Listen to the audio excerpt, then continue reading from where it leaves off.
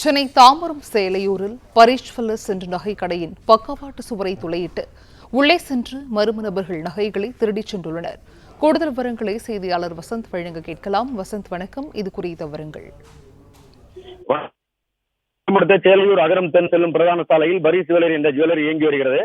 நேற்று வழக்கம்போல் இந்த கடையின் விற்பனைகளை முடித்துவிட்டு அதன் உரிமையாளரான மனோஜ் கடை மூடிவிட்டு வீட்டுக்கு சென்றார். அதன் பிறகு இந்த காலை திறந்து உள்ளே சென்று பார்த்த பொழுது கடையின் பக்கவாட்டு சுவரை உடைத்து உள்ளே புகுந்த மர்ம நபர்கள் கடையில் இருந்த நகைகளை திருடியதோடு அங்காங்கே கலைத்து விட்டும் சென்றிருந்தனர். அது மட்டுமின்றி லாக்கரையும் உடைக்க முயற்சி செய்துள்ளனர்.